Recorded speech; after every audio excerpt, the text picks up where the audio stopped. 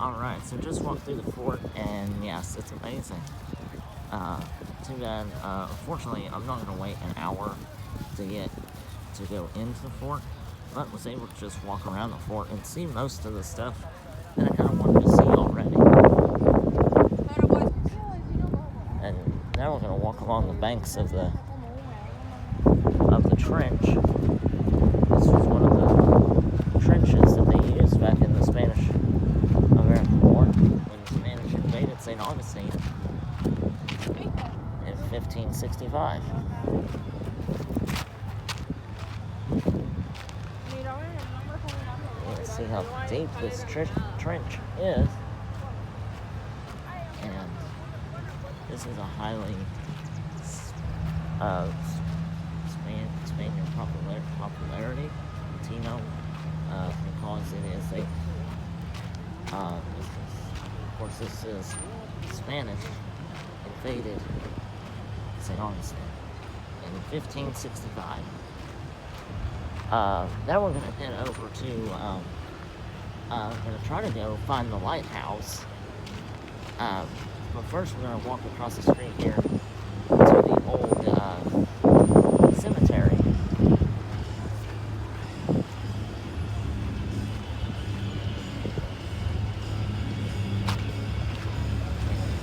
Good night. Thinking I'm headed in it. Not a problem. I like this.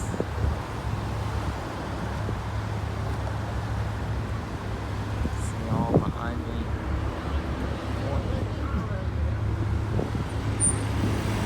Alright, let's see if I don't drive.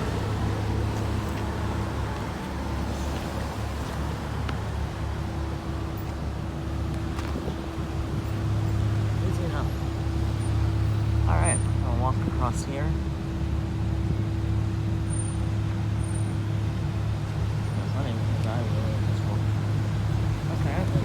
Walk across the street. And then walk over here anyway.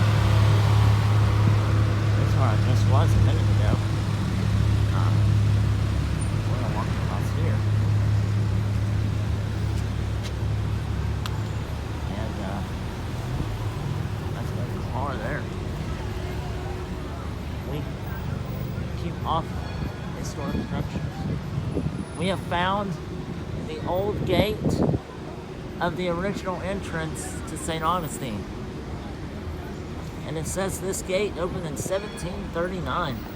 The only access through the defense line on the north side of Spanish St. Augustine. Royal Engineer Manuel de Heda built this pillars in 1808. The original gate right here to St. Augustine.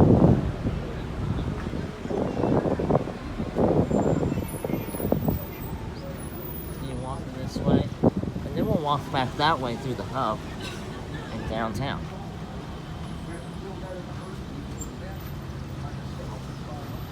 We're gonna walk this way.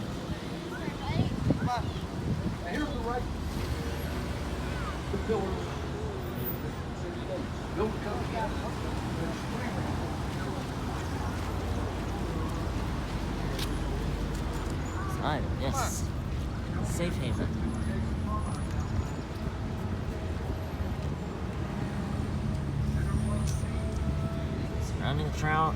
Surrounding the town, open for trade during the day, but locked up at night. City Gate is the entrance to early 1800s civilization here in St. Augustine. Spaniards on the frontier feel safe.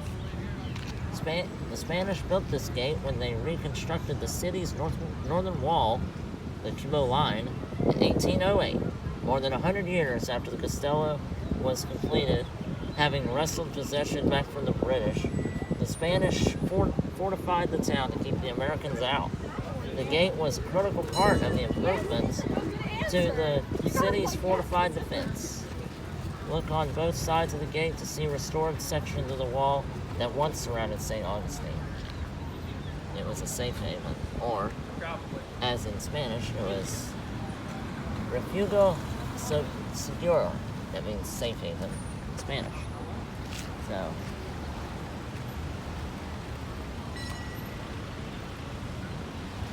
right here, the old cemetery. Now, the old cemetery, we'll read about it up here in a moment. It says, little plaque on the wall here.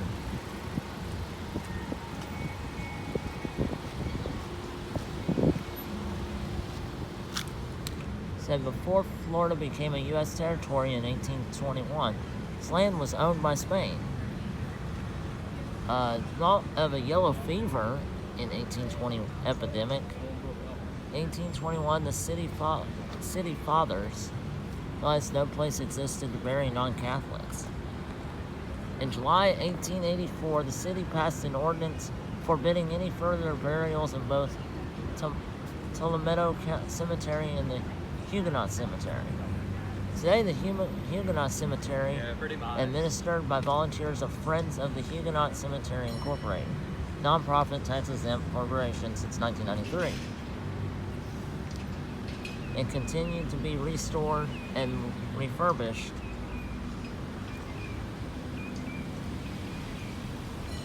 This is the Huguenot Cemetery. We can't go in. We can't go in it, can we? Nope, it's locked.